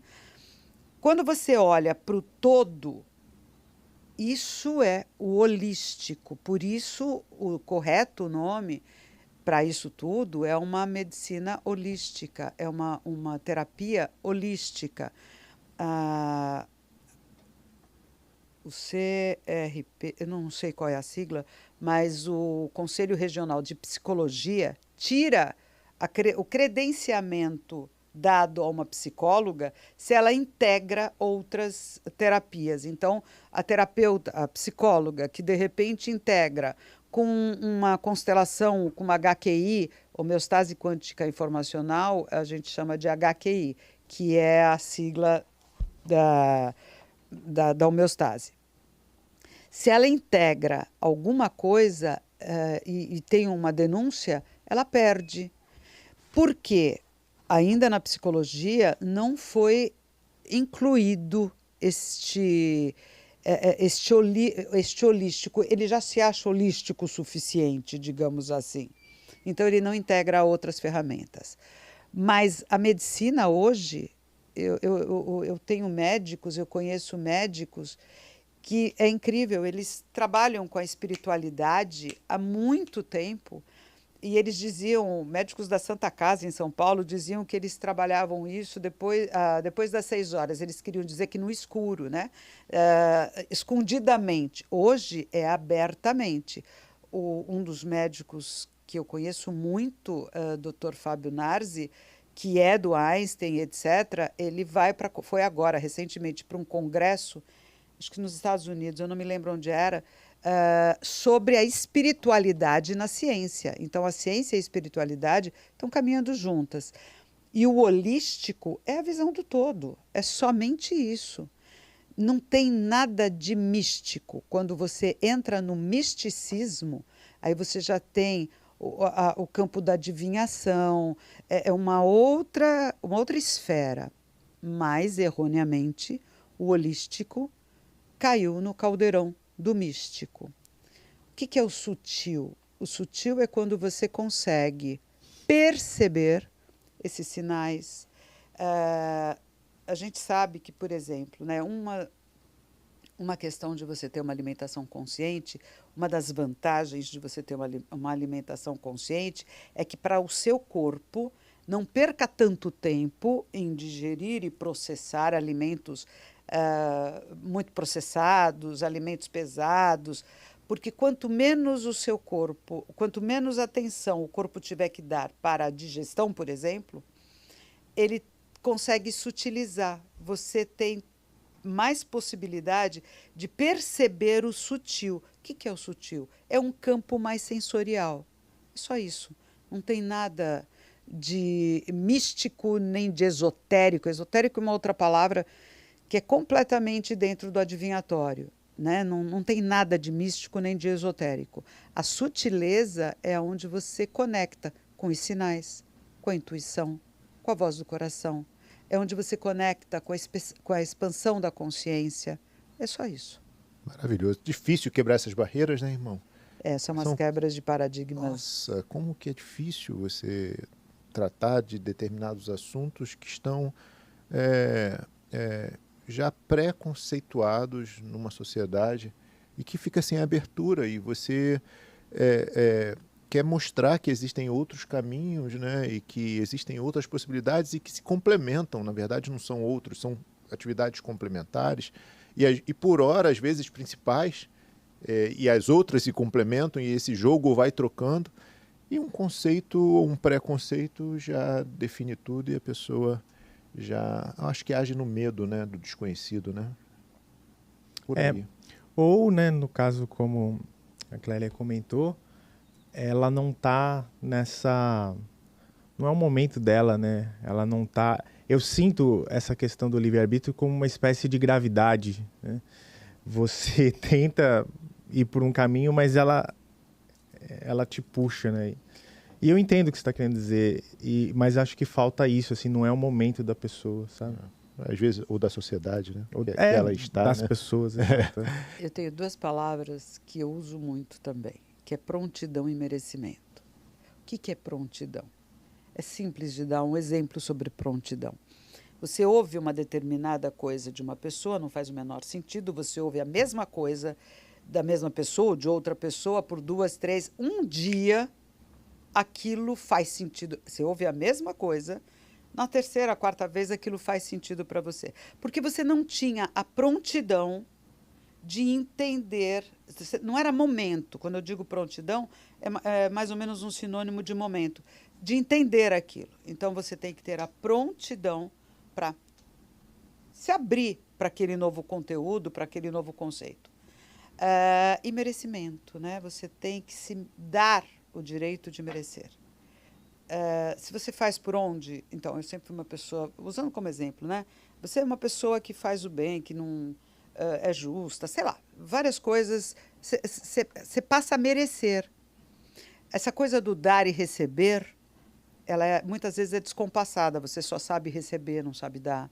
Muitas vezes você só sabe dar, não sabe se receber, não sabe receber. E o merecimento é a mesma coisa. Você tem que se permitir merecer. E não é todo mundo que se permite merecer. As pessoas que estão em alguma dificuldade, elas acabam agravando a dificuldade porque elas não se acham merecedora daquela dificuldade se transformar, desaparecer, qualquer coisa assim. Mesmo que inconsciente. Mesmo que muitas vezes, normalmente é inconsciente. É o que eu falo, sai do seu caminho que tudo melhora. Só você sair do seu caminho, não precisa mais não. Não precisa ir buscar nada não. Só você deixar que você flua já resolve muita coisa. Porque a gente às vezes fica parado ali no nosso caminho ali, nos impedindo de fluir, nos impedindo de seguir. Verdade. Né, irmão? Vamos ao meu ouro? Vem um livro por aí... Já chegou, né? Já está prontinho, já saiu da gráfica. E título? Então, eu coloquei o meu ouro, que é justamente a parte que eu sei, que eu gosto, que eu conheço e que eu tenho para compartilhar. E o subtítulo? E o subtítulo é uma coisa que, para mim, faz muito sentido. Devolvendo ao universo o que dele recebi. Então, tudo isso que eu falei até agora... Eu recebi de uma forma ou de outra, nem que fosse pagando aula, professor, mas eu recebi do universo. Uhum. Né? Ele me pôs, eu lembro que eu estava vindo para o Rock in Rio aqui no Rio, a primeira edição depois que já tinha parado de ter, e eu estava dentro do carro, indo para o aeroporto, uma prima minha, do nada, vira para mim e falou, sabe o que eu soube? Tem uma pós-graduação em práticas integrativas que é a tua cara. Oi, eu nunca ouvi falar disso. Então, assim, quando você se abre para isso, você acaba tendo, o universo traz para você. E eu recebi tanto do universo que eu quero devolver para quem quiser e se interessar. Eu quero. Tô na fila. Eu sou merecedor, eu tô precisando.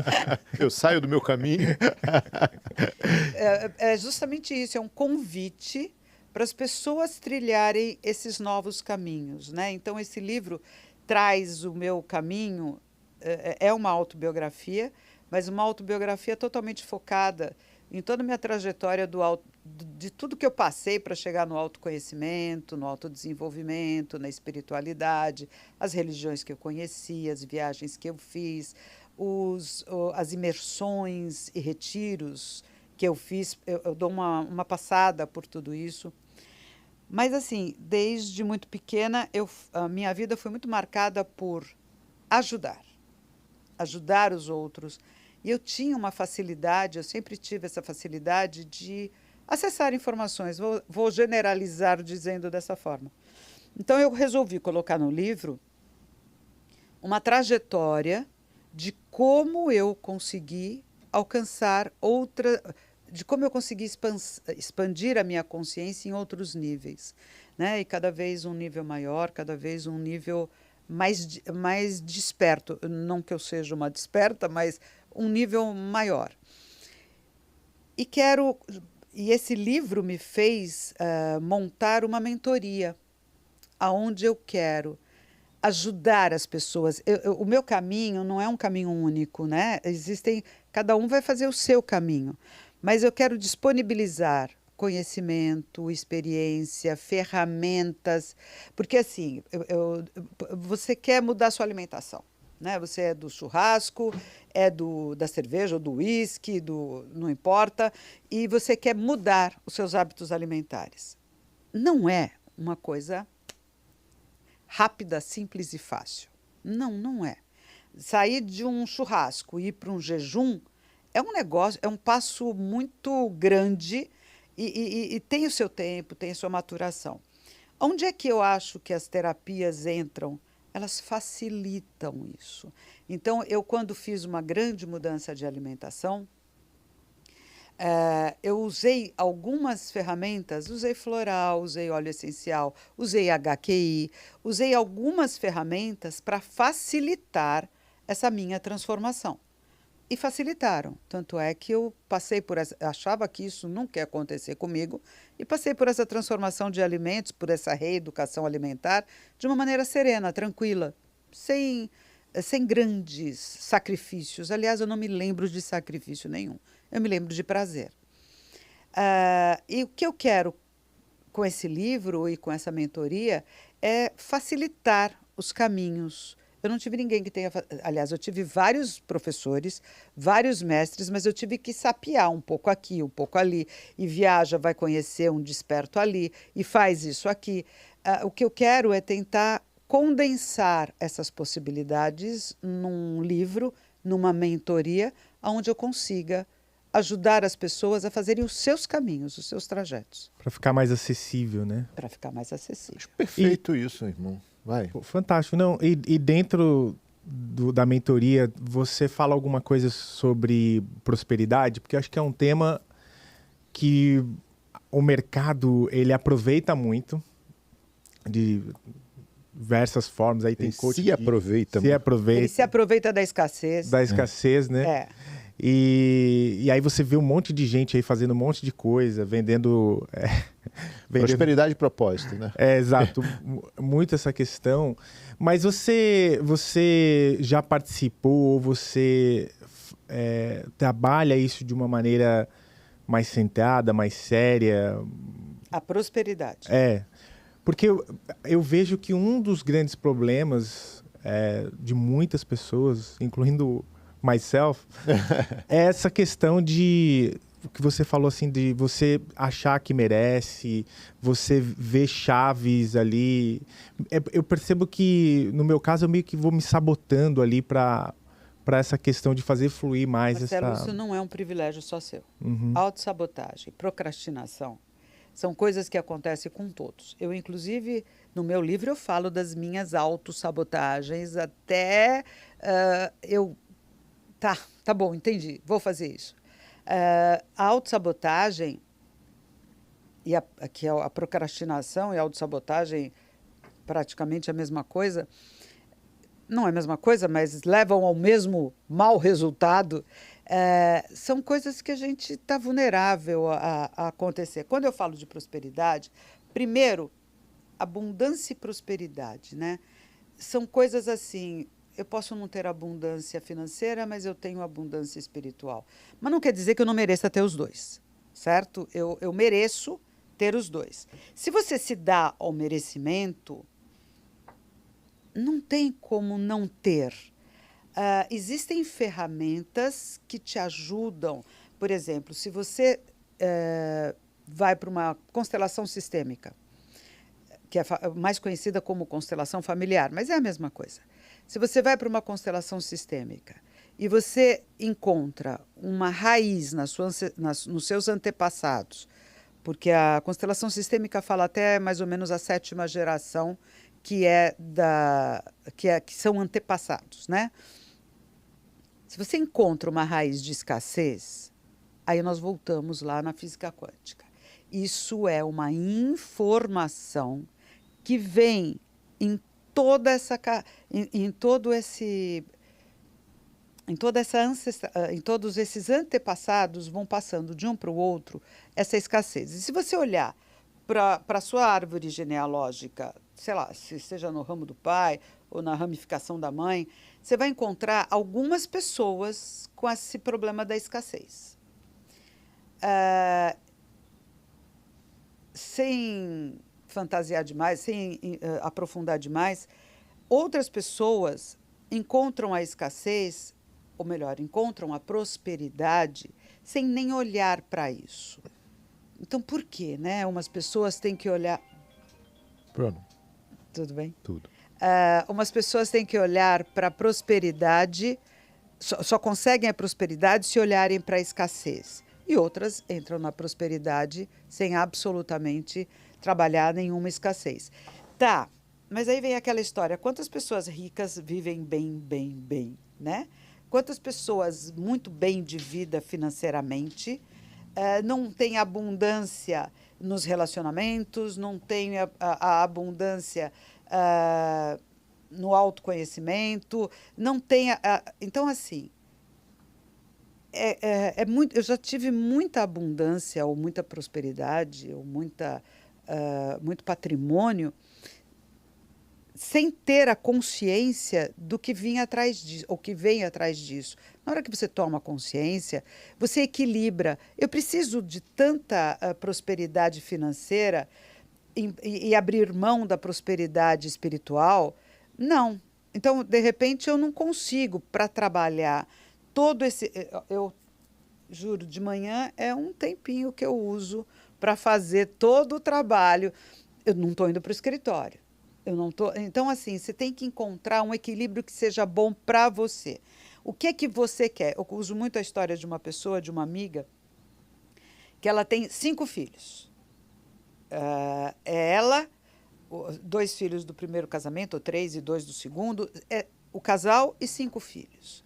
Eles chegaram a uma conclusão de que eu não quero deixar de viver, acompanhar o crescimento dos meus filhos em detrimento de ter tanto dinheiro para ir tantas vezes para não sei aonde, ou em detrimento de ter a lancha à disposição deles.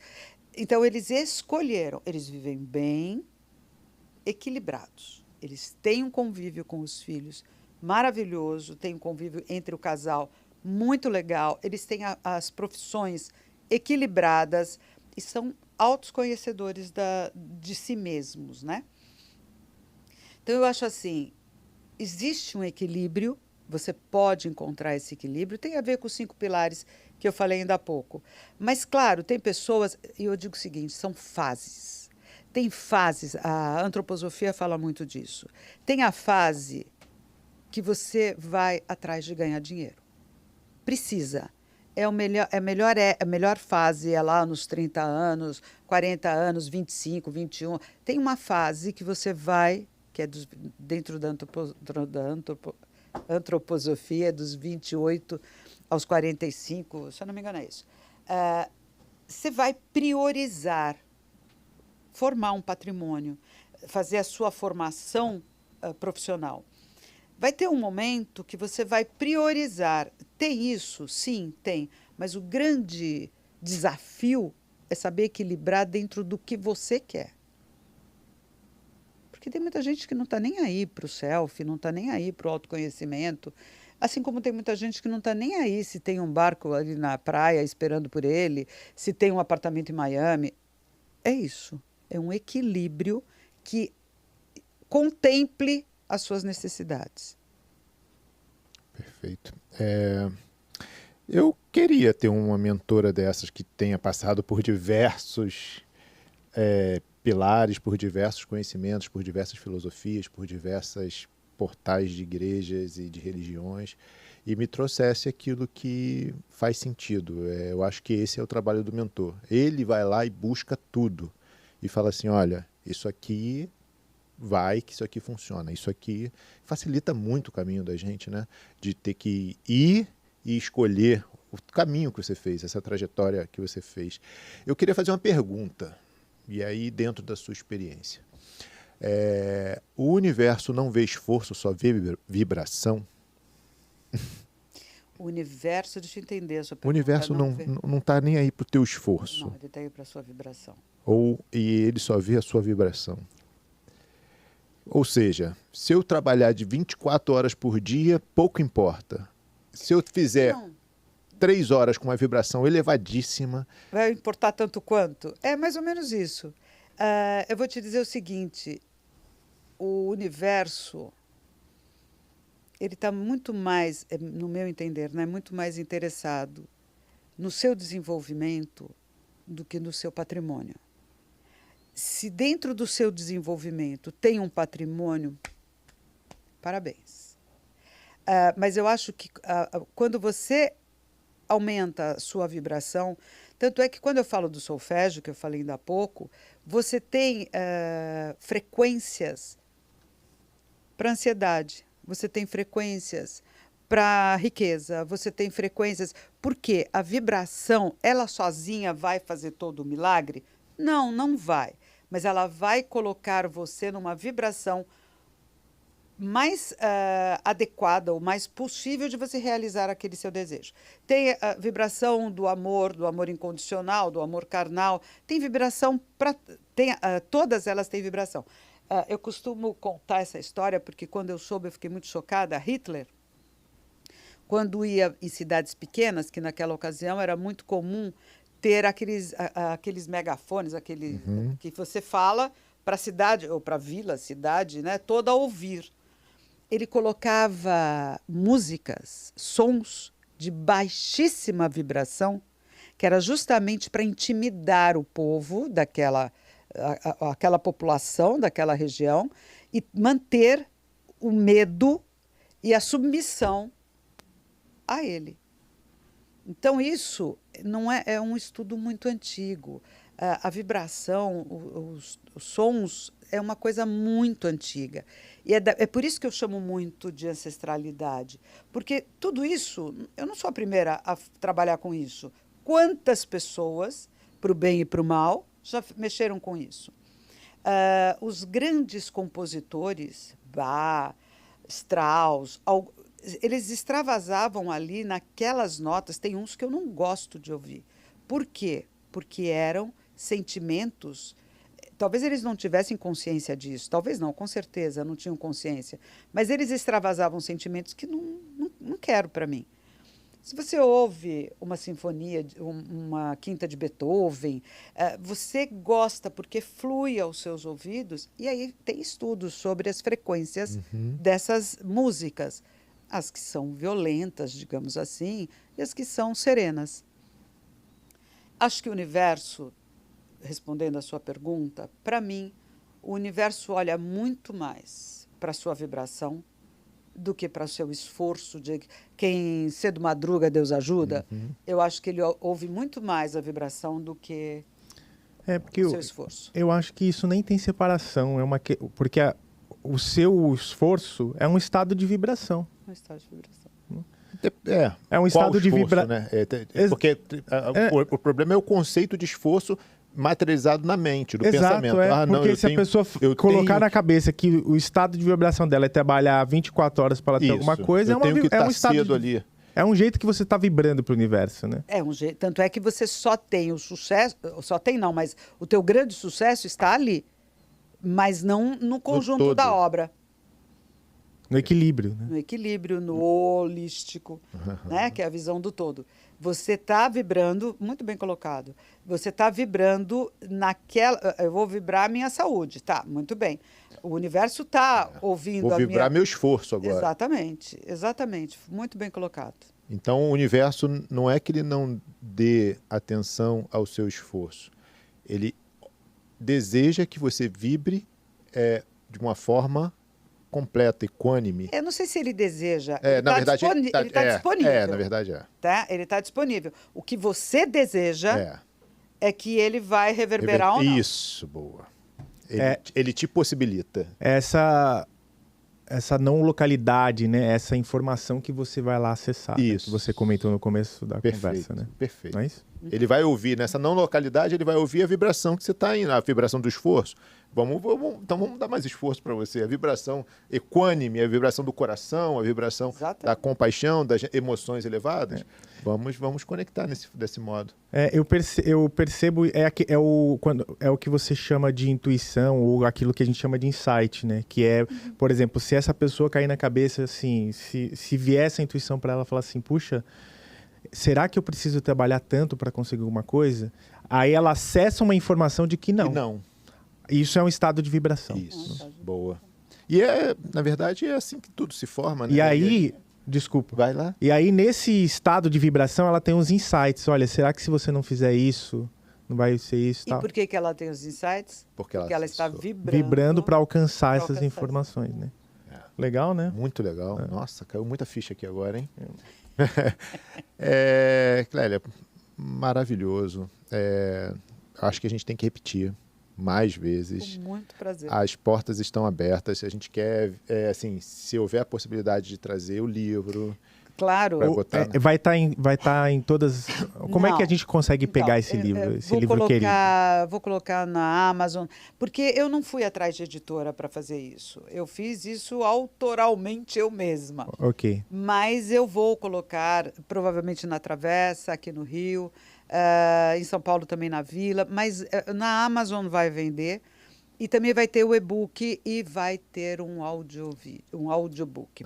Que incrível. É uma coisa que a Amazon disponibiliza gratuitamente. E eu acho isso muito legal, porque tem muitas pessoas que precisam ouvir e não dá para ler. Verdade.